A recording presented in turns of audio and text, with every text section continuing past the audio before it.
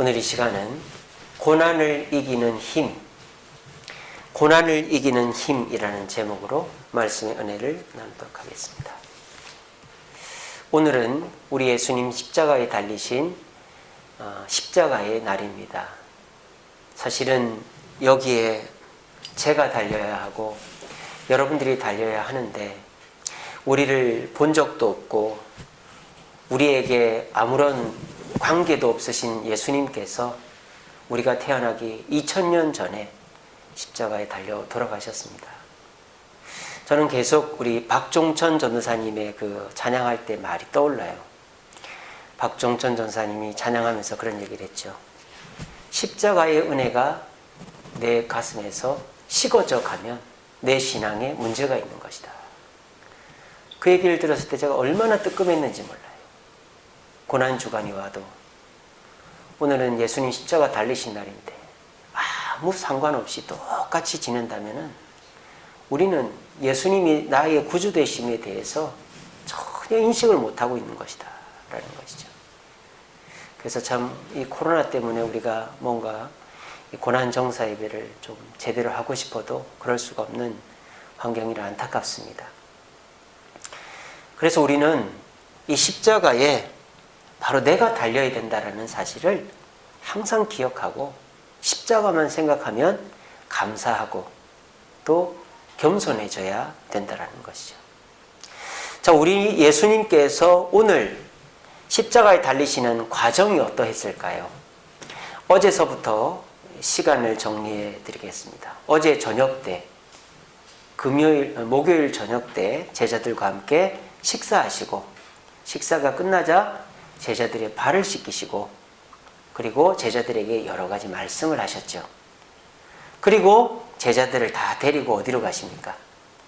감람산 겟세마네 동산으로 가시죠. 겟세마네 동산에 가셔서 기도하시죠. 그래서 새벽까지, 오늘 새벽까지 기도를 하셨어요. 어제 밤부터 금요일 새벽까지 기도를 하는데 이 가룟 유다가 대제사장의 사병들을 이끌고 왔죠. 그래서 예수님을 잡아갑니다. 그래서 예수님이 대제사장의 집의 뜰에서 불법 재판을 받습니다. 왜 불법 재판이냐? 유대인들의 재판은 밤에 하면 안 됩니다. 낮에 해야만 합니다. 근데 밤에 했습니다. 왜? 빨리 예수님을 십자가에 달아야 되기 때문에. 왜요? 금요일 6시부터 안식일이거든요. 그러면은 금요일 6시 이후에는 사형을 집행할 수가 없어요. 그러니까 6시 이전에 달아야 되는 거예요. 그러니까는 유대인들끼리 밤에 재판을 하고 아침에 일찍 로마의 빌라도에게 가서 예수님의 사형 온도를 받아야만 예수님을 십자가에 못 박을 수 있는 거예요. 그러니까 이 유대인들이 불법을 저지르는 거죠. 그렇게 율법을 강조하는 이 유대인들이 율법을 어긴 거예요. 또 한 가지 불법적인 요인은 유대인들의 재판에서 죄는 증인이 2명 이상이 나와야 돼요. 똑같은 말을 해야 됩니다. A라는 사람이 저 사람이 뭐 훔치는 거 봤습니다. B라는 사람도 나도 봤습니다. 이래야지 죄인이 되는 건데 A라는 사람이 저 사람이 뭐 사과 훔치는 걸 봤습니다. 한데 B라는 사람은 아닙니다. 저 사람 포도 훔쳤는데 이러면은 그 사람 죄가 없는 거예요. 증언이 엇갈리니까. 근데 예수님의 죄에 대해서 증언하는 사람들의 말이 다 다른 거예요. 아무도 일치하는 사람이 없어요. 그래서 그 재판을 할 때에 유대인들 중에 이거 불법이요 이러는 사람도 있는 거죠. 그런데도 아랑곳하지 않고 예수님을 사형에 처해야 된다. 그렇게 불법 재판이 일어났습니다.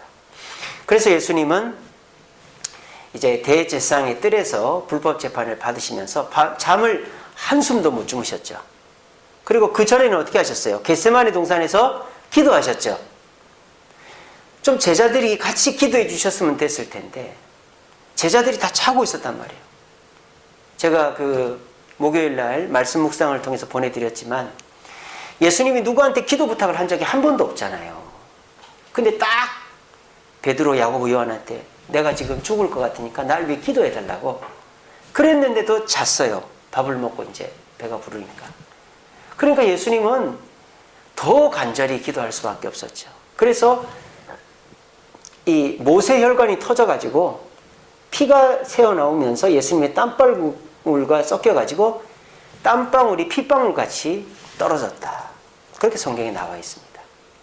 그러니까 예수님은 겟세마네 동산에서부터 극도의 스트레스와 긴장을 경험하시고 그 상태로 대제사장의 뜰에서 잠 한숨 못 주무신 것이죠. 그리고 아침이 됐어요. 그리고 빌라도 법정에 언제 가시느냐? 요한복음 19장에 보니까 오전 6시에 가셨어요. 오전 6시. 그러니까 새벽 6시죠. 그러니까 이 유대인들이 얼마나 마음이 급했는지. 왜? 예수님을 빨리 십자가에 못 박고 빨리 죽여야 안식일 전에 다 일을 처리할 수 있으니까. 아침에 해 딱 뜨자마자 예수님을 끌고 빌라도 법정으로 간 것입니다. 우리 왔습니다. 총독님 문 열어주세요. 빌라도 자는데 깨워가지고 이 사람이 자기가 왕이랍니다. 가이사에게 대항하는 사람입니다. 이 사람 재판하시고 죽여주세요. 그래서 이 빌라도가 가만히 보니까 아무 죄가 없는 사람이에요. 그래서 채찍만 때려서 내려보내려고 그랬는데 유대인들이 당신 그러면은 그 황제의 충신이 아닙니다. 막 이런 식으로 하니까 이 빌라도가 어떻게 합니까? 자기 손을 씻으면서 나는 이 사람의 죄에 대해서 무관하다. 이러고 예수님 사형 언도를 내리는 거예요. 그게 몇 시부터 몇 시다? 오늘 오전 6시부터 오전 9시까지 이야기입니다. 그러니까 6시에 빌라도 법정으로 가시고 재판을 받으시고 채찍을 맞으셨죠. 그리고 예수님이 십자가를 지고 골고다 언덕까지 올라가십니다. 넘어지고 올라가고 넘어지고 올라가고 하다가 그 구레네 시몬이 대신 들어줘서 올라갔죠. 그래서 골고다 언덕에 딱 도착한 시간이 뭐 한 오전 8시 한 30분 이렇게 됐겠죠. 그러니까 도착해가지고 로마 군병들이 예수님 손과 발에 못을 박고 이 십자가를 세운 거예요. 그래서 십자가가 딱 세워진 시간이 우리 시간으로 오전 9시입니다. 근데 유대인 시간으로는 3시라고 돼 있어요. 3시. 왜 그렇게 하느냐? 유대인들은 해 뜰 때가 0시예요. 0시. 해 뜰 때가 0시예요. 그러니까 6시가 0시라 이 말이에요. 그리고 6시부터 3시간이 지났잖아요. 9시잖아요. 그러니까 유대인들은 3시가 되는 거예요. 그래서 예수님은 그러니까 복잡하니까 그냥 우리 시간으로 하겠습니다. 9시, 오전 9시에 십자가에 달리신 겁니다. 그리고 몇 시간이나 매달려 계셨을까요? 오후 3시에 돌아가셨어요. 그럼 몇 시간입니까? 오전 9시부터 오후 3시면 6시간. 6시간 만에 돌아가셨어요. 보통 십자가에 달리면 짧으면 하루, 길면 일주일 동안 살아있는답니다. 일부러 죽이질 않는데요. 그게 십자가형의 형벌이죠. 십자가에 매달려, 사실 여기 보시면 뭐 팬티라도 입혀놨는데 옷을 홀딱 벗겨서 매달아놔요. 그러니까는 그 수치감으로, 이게 골고다 언덕이니까 사람들이 다 쳐다볼 거 아닙니까? 수치욕을 느끼라고 하는 거고, 그리고 이게 손과 발에 못을 박았다 뿐이지 다른 데는 뭐 상처 하나 없어요. 원래 죄수들은. 그러니까 저기에서 굶고 목마르고 하는 고통을 오랫도록 느끼게 하는 게 십자가 형벌의 특징이다라는 거예요. 근데 예수님은 6시간 만에 돌아가셨다. 왜 그럴까요? 전날 겟세마네 기도로 스트레스를 받으시고 대제사장의 법정에서 재판받느라 잠을 못 주무시고 빌라도 법정에서 채찍을 맞아가지고 그 빌라도 법정의 채찍은 가죽끈으로 되어 있는 게 아니에요. 끝에 동물의 뼈가 달려 있습니다. 그래서 딱 치면은 그 뼈가 살을 딱 뚫고 들어가는 거예요. 그리고 뗄 때 살이 뜯겨 나오는 거예요. 그래서 갈비뼈가 보이고 등뼈가 보이고. 그래서 온몸에 피가 나는 것뿐만 아니라 살점이 뜯겨 나가는 그런 상태죠. 그리고 그런 상태로 그 무거운 십자가를 지고 골고다 언덕까지 갔으니까 그 살점 사이로 피가 막 흘러나온 거예요. 그래서 막 체온이 떨어지고 그 출혈이 엄청 났던 것이죠. 그런 상태에서 십자가에 달렸는데 사람들이 막 조롱을 합니다. 군인들이 내려와 보라 그러고 옷을 찢어서 가위바위보를 하고 그러니까는 그것도 사람들이 막 욕을 하고 이러니까는 얼마나 그 심적으로 치욕스럽습니까? 그런 고통을 당하신 거예요. 그리고 우리 예수님이 십자가에서 직접적으로 돌아가시게 된 사인이 뭔지 아십니까? 심장 파열입니다. 심장이 터져서 돌아가셨어요. 자, 그게 어떻게 해서 된 거냐? 우리가 구멍난 튜브에다가 바람을 넣으면 어떻게 됩니까? 바람이 새잖아요. 그러니까 안 들어가죠. 운전해 보신 분들은 압니다. 운전하다가 타이어에 조금이라도 흠이 나면 어떻게 돼요? 터져요, 타이어가. 그래서 타이어 조금이라도 흠이 있으면 바로 갈아야 돼요. 안 그러면은 고속도로 달리다가 큰일 납니다. 그게 왜 그러냐? 그 조그만한 틈으로 공기가 막 빠져나가려고 하니까 거기가 터져버리는 거죠. 심장은 펌프질을 해서 피를 보내는데 예수님의 몸에 구멍이 나 있잖아요. 채찍 때문에. 그러니까는 피가 돌아야 되는데 새버리는 거예요. 그러니까 심장은 어떻게 해야 돼요? 더 빠르게 수축과 이완을 해야 되겠죠? 쿵쾅쿵쾅 하다가 안 도니까 더 빠르게 하다가 펑 터져버린 거예요. 예수님 심장이. 그 증거가 뭡니까? 로마 군인이 예수님이 살아 움직이질 않는 거예요. 원래 십자가에 달리면 하루나 일주일은 가는데, 그래서 이 양쪽에 있는 강도들은 어떻게 합니까? 다리를 부러뜨려 버려요. 로마 군인들이. 다리를 부러뜨리면 어떻게 될까요? 과다출혈이 생깁니다. 그래서 사람이 죽어버려요. 그래서 양쪽에 있는 죄수들은 죽인 거예요. 왜냐하면 이제 안식일이 되니까 그냥 빨리 죽여버린 거예요. 근데 예수님도 다리를 꺾으려고 보니까 예수님이 안 움직이는 거예요. 돌아가신 거예요. 그걸 확인하기 위해서 군인이 어떻게 합니까? 로마 군인의 창, 롱기누스의 창이라고 하죠. 그 창으로 여기가 심장이 있으니까 여기 옆구리를 찌른 거예요. 이렇게 딱 찔러서 빼보니까 피가 나오는 게 아니라 물과 피가 분리돼서 나왔다 그랬어요. 이게 뭡니까? 이미 심장이 터져가지고 적혈구가 가라앉아서 핏덩어리가 있고 위쪽에는 맑은 물이 고여 있었다는 뜻이죠.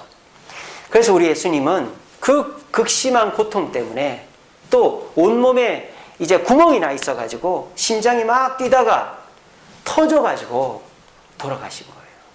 그런 고통으로 우리 예수님은 돌아가셨습니다.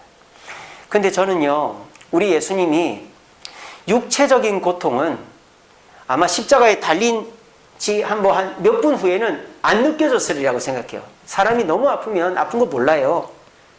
근데 예수님이 정신은 살아있잖아요. 근데 예수님의 마음이 저는 너무 힘들었을 거라고 상상이 됩니다. 왜냐? 오늘 본문에 보면 이렇게 되어 있습니다. 예수를 아는 자들과 갈릴리로부터 따라온 여자들도 어떻게? 다 멀리 서서 이 일을 본다 그랬어요. 그러니까 우리가 이제 이 성경에 보면 사람들이 예수님 십자가 주변에 있었을 거라고 우리가 짐작을 합니다만, 그런데 이 그림이 맞는 것 같아요. 사실 여기는 그 형벌을 내리는 형장이잖아요. 일반인이 올 수가 없죠. 그러니까 여기에는 군인들만 이렇게 있는 거죠. 군인들만 지키고 있고, 그리고 그 주변에 유대인들이랑 여인들이랑 이 사도 요한이 있었겠죠. 그러니까 예수님 주변에는 종려주일날 예수님을 환영하던 그 많은 사람은 한 명도 없었던 거예요. 그리고 멀리서 쳐다보고 있는 거죠. 그 모습이 얼마나 가슴이 아팠겠어요. 아무도 내 옆에 없네. 아무도 나를 돌아보아 주지 않네. 예수님이 그 희미한 눈빛으로 찾아보니까 베드로도 야고보도 빌립도 바돌로메도 도마도 마태도 아무도 없는 거예요. 왜? 다 도망쳤거든요. 사도 요한만 예수님의 어머니 마리아를 챙기느라고 같이 있었지 나머지 제자들은 아무도 없었어요. 얼마나 가슴이 찢어졌을까요? 자, 그러면 그토록 예수님을 3년 동안이나 따라다니고 예수님을 사랑하고 존경하고 메시아라고 생각했던 제자들이 왜 떠났을까요? 그들이 예수님의 기적이 거짓이라고 생각했을까요? 예수님의 말씀이 거짓이라고 생각했을까요? 그렇지 않습니다.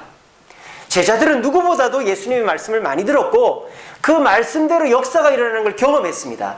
그리고 제자들은 예수님의 기적을 경험했습니다. 제자들은 예수님이 기적을 베푸시고 놀라운 능력을 베푸시며 하늘의 말씀을 선포하는 것을 알고 있었습니다. 그런데 이 제자들이 왜 지금 십자가 주변에도 없고 멀리 서 있는 여인들밖에 없을까요? 그건 이것 때문이죠. 제자들이 생각하는 예수님은 어떤 분일까요? 기적을 베푸는 분이라는 거죠. 내가 원하는 걸 들어주는 분이라는 것이죠. 근데 십자가에 달려있는 예수님은 예수님이 아니라는 거예요. 나에게는. 저렇게 나약하고 패배하고 사람들에게 조롱당하는 저분은 나의 스승이 아니라고 생각하는 것이죠. 그러다 보니까 예수님 주변에 오지를 않는 것입니다. 이것이 제자들이 십자가에 달리신 예수님 곁을 떠나간 이유다라는 것입니다. 제가 자랐던 진해에, 제가 다녔던 진해 동부교회는 이제 역사가 오래된 교회인데요. 70년이 지났어요. 근데 그 교회에 큰 시련이 닥쳤어요. 어떤 시련이 닥쳤느냐. 그 교회의 어떤 권사님이 귀신이 들린 어떤 성도, 우리 교인이 아닌데 그 성도를 기도해 준다고 하필이면 우리 교회 지하 교육관으로 데리고 온 거예요. 진해 동부교회. 근데 이 권사님만 기도한 게 아니라 우리랑은 다른 스타일로 귀신을 쫓아내는 분들이 와서 기도를 해준 거예요. 사실은 이 권사님은 그냥 아무것도 안 했는데 우리 교회에서 그 귀신 들린 사람을 다른 교회 사람들이 와서 귀신을 쫓아내다가 그분이 죽어버렸어요. 막 나가라 하면서 막 방언하고 때리고 막 이래가지고 그 여자분이 막 스트레스 받고 이래가 죽어버린 거예요. 그런데 이제 더 큰 문제가 뭐냐면 그 여자의 남편이 노조에서 활동하는 사람이었어요. 노조. 근데 이제 그 여자, 우리 교회의 진해 동부교회 권사님은 아무 돈이 없는 사람이에요. 그러니까는 그 노조 사람들이 그 권사님은 안 건들고 누구를 건드느냐? 교회를 건드는 거죠. 그래가지고 교회의 회사 노조원들이 와가지고 깽가리 치고 난리가 났었어요. 방송에 나오고 말이죠. 그래가지고 이제 교회에서 교회로 오지 말라고 주일날. 교회 오면 안 된다고. 그래가지고 한 2주인가를 교회를 못 왔어요, 저희들이. 그때가 제가 고등학생 때였나 그랬는데. 근데 그때 이제 제일 안 찬 사람이 누굽니까? 담임 목사님 아닙니까? 사실은 담임 목사님은 그것도 모르고 있었는데 이 방송이나 노조 사람들은 목사 나오라고 막 날린 거예요. 어떻게 됐을까요? 목사님 나가서 막 죄인처럼 잘못했습니다 하고 막 그랬을까요? 장로님들이 한 10분 계셨거든요. 손을 딱 잡고 저희가 잘못했습니다 이렇게 한 거예요. 장로님들 때 계란 던지고 침 뱉고 막 난리가 났었어요. 방송국에서 얼굴 다 찍어갔어요. 우리 장로님들 TV에 다 나왔어요. 예, 저희가 잘못했습니다. 저희 책임입니다. 아무도 뭐라고 안 하는 거예요. 그렇게 해놓으니까. 저는 그때 우리 교회가 참 좋은 교회다라는 걸 느꼈어요. 그때를 계기로 해서 교회가 1000명으로 성장했어요. 그 전까지 350명 교인이었거든요. 그때 그 장로님들이 손을 붙잡고 교회를 보호한 거죠. 또 목사님을 보호한 거예요.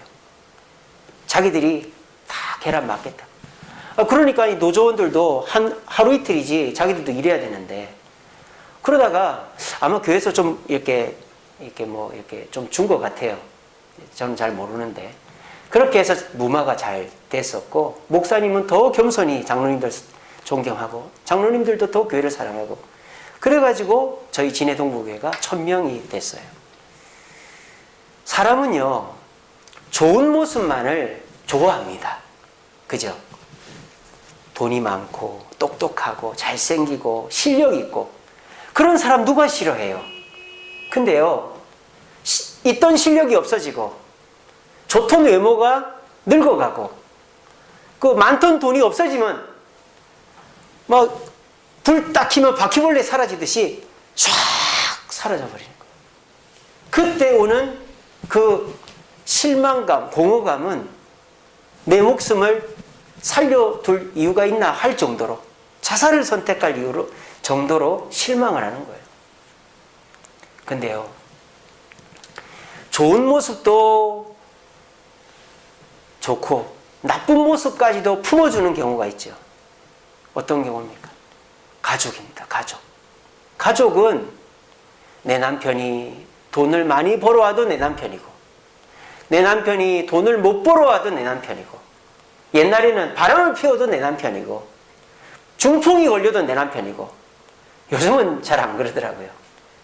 요즘은 하도 사람들이 독해가지고, 내 아내가 44 사이즈 입을 때도 내 아내고, 66 사이즈 입어도 내 아내고,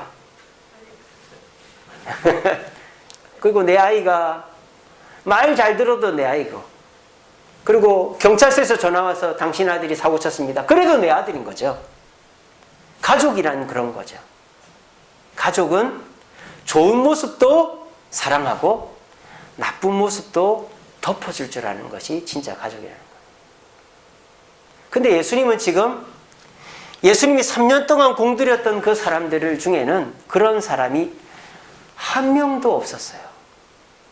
저는 예수님의 가장 큰 고통은 바로 배신, 그 상실감, 그 허탈감이었다라고 생각이 됩니다. 사람이 돈 없어 죽는 거 아닙니다. 몸이 아파 죽는 거 아닙니다. 맥이 풀리면 죽어요. 맥이 풀리면. 그러니까 사람이 이렇게 몸이 아파도요, 막 이렇게 있다가 사람이 죽을 때 목이 딱 꺾이잖아요. 왜 그렇습니까? 사람 몸에서 제일 무거운 게 머리예요, 머리. 근데 사람이 죽었다는 증거는 이 무거운 머리를 가누지 못하면 사람이 죽은 거예요. 그러니까 목이 딱 꺾이면 사람이 죽은 거잖아요. 사람이 맥이 풀릴 때가 언제입니까? 내가 믿었던 사람이 나를 배신하고 끝까지 나와 함께 할 것 같은 사람이 떠나버리면 맥이 풀리는 거죠. 내가 돈이 없어서도 아니고, 내가 건강이 없어서도 아니고, 내가 기회가 다시 새롭게 할 수 있는 기회가 없어서도 아닙니다. 내가 배신당하고 사람들이 나를 떠나가면 맥이 풀리는 거예요. 요즘 시대가 그런 시대죠. 믿었던 사람이 믿음을 배신하고, 내가 잘해줄 때에는, 내가 좋을 때에는 그렇게 절대 안 떠날 것 같이 하던 사람이 내가 좀 힘들어지고 내가 좀 부끄러워지니까 찾아오지도 않고 만나지도 않고 그냥 자기 핑계나 대고 그렇게 떠나가 버리는 그런 상실의 시대가 요즘인 것 같아요. 여러분들에게 예수님은 어떤 분입니까? 기적을 베풀어 주시고 놀라운 능력으로 집도 사고 건강도 주시고 자녀들도 잘 되게 해주시면 교회 와서 예배드리고 헌금하고 봉사하는 분이죠. 근데 만약에 내가 기도했는데 응답이 안 되고 오히려 문제가 생기고 내가 열심히 하는데 아무도 안 알아주고 예수님도 안 알아주고, 그래도 여러분들에게 예수님은 여러분들의 구주이고 여러분들의 메시아입니까? 아니면 이 제자들처럼 좋을 때는 내 예수님이고 나의 구주이지만 십자가에 달려있는 이 부끄러운 예수님은 더 이상 나의 메시아가 아니야, 그리고 떠나고 있습니다. 오늘날 그런 사람들이 많아요. 교회가 욕을 먹으니까 떠나는 거죠. 교회에 어려움이 있으니까 떠나는 거죠. 교회가 부담을 주니까 내가 교회에 뭔가 물질적으로 시간적으로 헌신해야 되니까 떠나는 거예요. 오늘날 그런 사람들이 많습니다. 우리에게 있어서 예수님은 어떤 분인지, 오늘 우리 예수님은 저와 여러분들이 달려야 될 십자가에 대신 달려주신 거예요. 그런데 우리가 그거에 감사하기보다 십자가에 달린 예수는, 나에게 뭔가 주지 않는 예수는, 능력을 베풀지 않는 예수는 나의 예수가 아니다 하고 떠나는 사람들처럼 우리가 그렇게 예수님을 믿으려고 한다면 예수님 또한 우리를 모른다고 하실 것입니다. 오늘 이 십자가의 날, 나의 믿음은 좋을 때도 예수님 나의 메시아이시고, 내가 예수님께 은혜 받지 못하고 내가 돌봄 받지 못해도 그래도 예수님은 여전히 나의 메시아이고 나의 구주시다 라는 고백을 하면서 제자들처럼 이랬다 저랬다 하지 마시고 언제나 주님 곁에 머물 수 있는 저와 여러분들 되시기를 간절히 바랍니다. 자, 그런데요, 예수님이 그렇게 맥이 딱 풀려있는 상태에서 낙심을 하고 계셨다면 십자가 사역을 완수하지 못했을 거예요. 여러분, 가상칠언이라고 아시죠? 십자가에서 남기신 7마디 말. 그 말을 들어보면 예수님이 힘들 때가 있었어요. 내가 목마르다 뭐 이럴 때라든지. 근데 예수님이 어떻게 하시죠? 주여 저들의 죄를 용서하여 주옵소서. 이렇게도 하십니다. 또 주님께서 뭐라 하십니까? 맨 마지막에 했죠. 6번째 말이 뭡니까? 다 이루었다. 이렇게 말씀하세요. 그러니까 예수님은 지금 제자들이 다 떠나갔어요. 기적을 베푸는 예수님만 예수님으로 생각했고 십자가에 달려있는 부끄러운 예수님은 내 예수가 아니다 라고 생각하는 그 상황 속에서 실망을 하셨지만 예수님은 십자가 사역을 실패하지 않았습니다. 십자가에서도 아버지 저들의 죄를 용서해달라고 그러고 내가 다 이루었다 그랬어요. 자, 그러면 예수님의 십자가의 모습을 보고도 예수님을 떠나가지 않은 분이 계시다는 뜻이겠죠. 그죠? 기적을 베푸는 예수님도 예수님이고 십자가에 달려있는 예수님도 예수님이라고 생각한 분이 계시단 말이에요. 그분이 누굽니까? 하나님입니다. 하나님. 그래서 예수님이 뭐라 합니까? 아버지, 내 영혼을 아버지 손에 의탁합니다. 이게 예수님의 제일 마지막 말씀이죠. 무슨 뜻입니까? 예수님은 지금 하나님과 통신이 연결되어 있다는 거예요. 하나님과 교감하고 있다는 거예요. 하나님이 절대 예수님을 떠나지 않았다는 거예요. 그래서 하나님이 나를 바라보고 계시고 힘을 주신다는 것으로 십자가를 버티고 승리하셨다는 것입니다. 그래서 우리 예수님은 모두가 떠나도 모두가 배신해도 그렇게 믿었던 사람이 그 사람한테 상처를 주고 떠나가도 예수님은 낙심하지 않고 아이 나도 안 해버려야지 그렇게 하지 않고 끝까지 자기 길을 가셨다. 왜? 하나님께서 십자가에 달려있는 이 피가 낭자한 모습도 부끄러워하지 않고 내 모습으로 받아들였다는 거죠. 여러분, 진짜 아내가 진짜 조강지처가 어떤 조강지처인지 아세요? 막 술 먹고 노름하고 그래가지고 사람들한테 욕먹는 남편이 있다 칩시다. 근데 그런 남편이 맨날 집에 와서 싸우고 막 집에 행패 부리고 이러는데 그래서 집에서는 어이구 저놈의 화상 나가 죽어라. 네가 남편이냐? 너 없었으면 좋겠다 이러는데 만약에 자기 남편이 길거리에 쓰러져 있는데 사람들이 침 뱉고 때리고 이러면 진짜 조강지처는 어떻게 합니까? 내 남편한테 왜 그래? 그러고 자기 남편을 보호하는 게 진짜 조강지처죠. 그 옛날에 그런 거 많았잖아요. 그죠? 그래서 그렇게 자기한테 몹쓸게 해도 자기 남편 무시당하고 자기 남편 피해보는 거를 진짜 조강지처는 돌봐주잖아요. 그래서 이제 시간이 지나면 이제 대접받죠. 그런 아내분들이.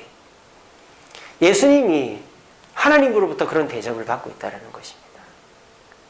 자, 그러면 하나님은 예수님만 그렇게 대우하실까요? 그렇지 않죠. 저와 여러분들도 그렇게 사랑하신다는 거예요. 예수님께서 십자가의 고난을 이기신 힘은 변함없는 신실하신 하나님의 사랑 때문이었습니다. 우리가 오늘 그걸 묵상하면서 우리가 기억해야 될 사실이 뭡니까? 하나님은 예수님도 그렇게 사랑하셨지만 누구도 그렇게 사랑하신다? 우리도. 여기 앉아 계신 분들도 여러분들이 잘할 때에도 내 자녀로 사랑하시고 여러분들이 욕을 먹으면 손대지 마. 얘는 내 자식이야. 내 아들이야. 마귀한테 세상 사람들한테 하면서 죄 있는 우리를 품어주는 그런 분이 하나님이시다라는 거예요. 우리가 그런 하나님의 사랑을 알고 믿고 바라보면 우리는 어떤 고난도 이겨낼 수 있는 것입니다. 세상 사람들은요, 잘하면 칭찬합니다. 못하면 야단칩니다. 야단치다가 그래도 말 안 들으면 버립니다. 그래서 우리는 하나님도 그렇다고 생각합니다. 잘할 때는 하나님 잘했죠, 잘했죠, 잘했죠. 복 주세요, 뭐 주세요, 뭐 주세요 합니다. 근데 내가 하나님 앞에 부족하고 연약하면 막 자신이 없어집니다. 움츠려듭니다. 교회 나오는 것도 부끄럽습니다. 내 직분 감당하는 것도 부끄럽습니다. 과연 그럴까요? 하나님은 여러분들이 잘할 때나 못할 때나 똑같이, 아니 못할 때 더 사랑하는 분이라는 거예요. 제가 라디오에서 들은 예화인데요. 자기 아들이 야구부에 소속이 돼 있었어요. 그래서 야구 시합을 하는데 아버지가 그 아이 야구 시합하는 데를 갔어요. 그리고는 아이스크림 쿠폰을 아이들 숫자만큼 사가지고 간 거예요. 그래서 그 감독님한테 그 쿠폰을 주면서, 감독님, 아이들 아이스크림 사주세요. 그러니까 애들이 막 좋아가지고 와 박수치고 난리 난 거예요. 근데 그 감독이 뭐랬는지 아세요? 너희들 오늘 지면 안 사줘, 이렇게 한 거예요. 이게 보통 사람이죠. 잘하면 주는 거 아니에요. 근데 그 아버지가 뭐랬는지 아세요? 감독님, 저도 사주세요. 아니, 지면 더 빨리 사주세요. 이게 누구의 마음이에요? 아버지의 마음이라는 거예요. 아버지는 자식이 잘못해도 내 자식이고, 그래서 잘못하면 더 사랑해 주려고 하는 게 아버지의 마음이고 우리 하나님의 마음이라는 것입니다. 근데 우리가 오해를 해가지고 내가 잘하면 하나님이 나한테 복을 주시고 못하면 저거 싹수가 노라네, 그래서 너 오지마, 너 그거 하지마. 보통 우리 옛날 아버지들이 그랬잖아요. 어이구 저놈의 자식, 너 나가. 넌 저 뭐 청량리 아니 저기 어디예요, 무슨 다리 밑에서 주워왔어 너는. 그런 식으로 애한테 언어 폭력을 했던 게 옛날 부모님들 아닙니까? 그러니까 애들이 주눅이 들고 자기도 커서 똑같이 하는 거죠. 그러니까 참사랑을 경험할 기회가 없는 거예요. 그러니까 하나님도 그렇게 오해한다 이 말입니다. 하나님은 내가 잘해야 나를 칭찬하고 사랑하시고, 내가 못하면 우리 아버지처럼 혀를 차고 나를 이상한 눈으로 꼬라보고 나한테 불편한 내색을 하실 거야. 그러니까 내가 그런 거 당하기 전에 교회 나가지 말자. 그런 식으로 마귀가 우리를 유혹한다 이 말입니다. 근데 여러분, 오늘 분명히 기억하십시오. 우리 예수님께서 십자가 사역을 완수할 수 있었던 힘은 부끄럽고 연약하고 피가 낭자고 조롱받는 예수님이라도 내 아들이라고 격려하며 사랑을 계속 주고 있었던 그 하나님의 사랑 때문에 고난을 이길 수 있었다는 것입니다. 우리의 신앙생활이 왜 불안할까요? 여러분들의 신앙생활이 왜 불안할까요? 뭐 우리가 몸이 아파서, 우리 사업이 안 돼서, 내 뜻대로 아닙니다. 왜 우리가 불안하느냐? 하나님이 나를 버릴까 봐, 하나님이 나를 사랑하지 않을까 봐, 그런 불안한 거예요. 근데 내가 아무리 잘못해도, 내가 아무리 망가져도, 아무리 실망을 줘도 하나님은 절대 나를 떠나지 않는다. 그러면 불안할 이유가 없는 것이죠. 그 마음만 있으면 우리는 어떤 고난에서도 이겨낼 수가 있는 것입니다. 오늘 예수님께서 십자가 달리신 이날, 우리가 무엇을 묵상해야 될까 고민하면서 저는 예수님이 그 십자가 사역을 이겨낼 수 있었던 힘을 우리들이 깨닫자라는 생각을 해보았습니다. 내가 잘하고 못하고에 의해서 하나님의 사랑이 결정되는 것이 아니라, 하나님은 태초부터 우리를 자녀 삼으시고 우리를 사랑하시고, 우리가 잘못하면 더 우리를 사랑하신다는 것을 오늘 이 시간에 확실히 깨달으면, 예수님의 십자가와 같은 고난을 여러분들이 당한다 해도 여러분들은 결코 꺾이거나 쓰러지거나 자포자기하지 않게 된다는 것입니다. 그리고 오늘 이 하나님의 마음으로 우리 가족을, 우리 성도를 사랑했으면 좋겠습니다. 우리도 부모님으로부터 학습된 게 있다 보니까 잘하는 자식, 잘하는 형제, 잘하는 사람은 사랑해 주는데 내 기대에 부응하지 못하고 나한테 힘들게 하면은 그 사람은 그냥 홀대하고 남보다 더 못하게 하는 그런 관계가 될 수도 있습니다. 근데 그렇게 하면 가정의 평화, 교회의 평화는 없는 것입니다. 여러분들이 하나님이 나를 사랑하시되 잘해도 사랑하시고 못하면 더 사랑하신다. 시합에 져도 사주세요. 더 빨리 사주세요. 그 마음이 우리 하나님의 마음이다. 그거를 오늘 이 시간에 깨달으시고, 그리고 그 사랑으로 내 자녀를, 내 남편을, 내 아내를, 교회 성도를 사랑하시기 바랍니다. 그러면 여러분들은 하나님의 마음을 더 깊게 알게 되고 우리의 가정, 우리의 교회는 천국과 같은 곳이 될 것입니다. 우리가 오늘 이 고난 정사 예배, 예수님의 십자가 달리신 이날 그것만 묵상하고 실천해도 우리는 그 어떤 고난주간보다 뜻깊은 고난주간을 보낼 수 있을 거예요. 공부 잘하는 애가 왜 공부를 잘합니까? 남을 가르쳐주면 공부를 잘하게 됩니다. 저도 강사를 했지만요, 강사들은요, 수업하면서 실력이 쌓이는 거예요. 그래서 이제 저도 강사 생활을 했지만 처음에는 이런 프린트물로 수업을 합니다. 프린트물로. 그러니까 강사들은 자기 교재가 딱 있는 게 아니에요. 처음에는 이런 프린트를 매일 나눠줘요. 그러면 이 프린트가 모이면 어떻게 됩니까? 책이 되는 거예요. 그럼 이 프린트를 재본을 해서 그 다음 해에는 책으로 줘요. 그리고 그 재본된 거를 책으로 다시 만드는 거예요. 그러니까 강사들도 자기가 한 번에 똑똑해서 강사하는 사람 없어요. 가르치다가 똑똑해지는 거예요. 하나님의 사랑도 마찬가지입니다. 하나님이 나를 사랑하시지, 내가 잘해도 사랑하시고 못하면 더 사랑하시지, 그렇게만 생각으로만 하는 게 아니라 내가 직접 그걸 실천하는 거예요. 내 아내에게, 내 남편에게, 내 자녀에게 나에게 실망을 끼치고 약속을 안 지켜도 괜찮다. 다음에 더 잘하면 되지. 네가 내 자식인데 내가 널 버리겠냐? 걱정하지 마.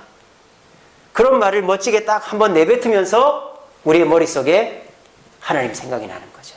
그래, 잘했다. 또 하나님 우리를 칭찬하시는 거죠. 그렇게 되면 내가 배운 것을 실천해 보았기 때문에 그것이 내 것이 되는 겁니다. 그러면 우리 가정은 천국과 같은 곳이 되고, 교회에서도 괜찮습니다. 집사님, 장로님, 권사님, 뭐 사람이 다 실수할 수 있죠. 우리가 더 잘해야 될 거 아닙니까? 우리가 뭐 잘하는 집사님도 우리 교회 집사님이고, 애먹이는 집사님도 우리 교회 집사님이에요. 애먹이는 집사님은 나갔으면 좋겠다. 잘하는 집사님은 계속 갔으면 좋겠다. 그런 교회는 망하는 거죠. 잘 못하는 집사님도 우리 교인이에요. 그럼 어떻게 됩니까? 그 사람을 사랑하고 품어줘야죠. 그게 하나님의 마음을 실습하고 내 것으로 만드는 길이라는 거예요. 그래서 오늘 그렇구나. 하나님은 예수님께서 십자가에 달려 계셔도 그 모습도 부끄러워하지 않으시는. 그래서 내가 하나님 앞에 약속을 어기고 부족해도 나를 버리지 않는 분이다 라는 것을 확실하게 느끼시고 그거를 실천해 보세요. 프랙티스를 해보셔야 되는 거예요. 나에게 실망을 끼치는 남편, 아내, 자녀에게, 교회 성도들에게 그래도 저는 당신을 사랑합니다. 그래도 나는 누구누구야 너 사랑한다. 그래도 집사님, 권사님 사랑합니다. 앞으로 더 잘합시다. 그렇게 할 때 비로소 그 하나님의 사랑을 더 뼈저리게 느끼게 되어지는 것입니다. 오늘 말씀 잘 기억하시고 고난을 이기는 힘은 하나님이 결코 나를 버리지 않는다는 사실을 깊이 깨닫는 것인 줄로 기억하시고, 그리고 여러분들도 그 하나님처럼 좋든 싫든 사람들을 사랑해서 내 가정을, 내 교회를 천국으로 만들어갈 수 있는 저와 여러분 되시기를 간절히 바랍니다. 말씀을 맺겠습니다. 우리 같이 읽어봅시다. 시작. 두려워하지 말라. 내가 너와 함께함이라. 나의 의로운 오른손으로 너를 붙들리라. 자, 우리에게는 두려워할 일이 있습니다. 두려워한다는 것은 아무 생각도 안 날 때예요. 여러분, 사람이 두려워지면요, 잘하던 것도 못해요. 평소에 잘하던 것도 겁이 나면은 떨어뜨리고 생각도 안 나고 머리가 하얘지는 거예요. 그런데요, 우리에게 진짜 하나님이 필요할 때가 언제일까요? 그 순간이라 이 말이에요. 두려움이 몰려왔을 때. 내가 잘할 때 사실 하나님은 뒷짐지고 서 계십니다. 근데 우리는요, 내가 잘할 때 하나님이 더 우리를 사랑하시고 지켜보고 계신다고 생각합니다. 부모들이 보세요. 잘하는 자식은 그냥 잘하니까 내버려둬요. 못하는 자식을 앉혀놓고 공부 가르치고 씻기기도 하고 야단도 치기도 하고 그러잖아요. 하나님은 우리가 두려워하는 그 순간에 가장 활발하게 일을 하십니다. 그리고 오른손으로 붙드신다 그랬어요. 절대 놓치지 않는다 이 말이죠. 내가 놓쳐도 하나님은 놓치지 않는다. 이거를 믿으면 우리는 두려워할 것이 없다. 어떤 고난도 이겨낼 수 있다는 것입니다. 우리 주세훈교회도 지금 성전 건축을 하고 있습니다. 지금까지 많은 어려움들이 있었어요. 근데 우리가 한 가지 확실한 것은 이 일은 하나님이 시작하셨다는 거죠. 그러니까 하나님이 붙들고 계시다라는 거예요. 문제가 생길 때마다 하나님이 두려워하지 말고 해결해 주신다라고 말씀하시니까 우리는 그 어려움의 고비 때마다 두려워 쓰러지지 않고 지금까지 잘 버티고 어찌어찌해서 여기까지 온 것입니다. 앞으로도 마찬가지죠. 앞으로도 해결해야 될 문제들이 많이 있습니다. 하지만 우리가 하나님의 사랑을 의심하는 그 순간 맥이 풀려버리고 그냥 모든 걸 내려놔 버리는 거예요. 돈이 있어도 기회가 있어도 말이죠. 이 시간 예수님이 십자가에서 아버지 내 영혼을 주님께 부탁합니다. 십자가에서 피가 낭자하고 모두가 조롱하는 내 모습이라도 하나님 받아주실 거죠? 라고 해서 십자가를 이긴 것처럼 오늘 이 자리에 계신 분들도 하나님은 절대 나를 포기하지 않는다. 내가 가장 두려워하는 그 순간에 오른손으로 나를 붙잡고 계신다 라는 걸 기억하시면서 우리 모두 그 사랑으로 이 코로나도 이기고 어떤 고난도 이겨낼 수 있는 저와 여러분들 되시기를 간절히 바랍니다.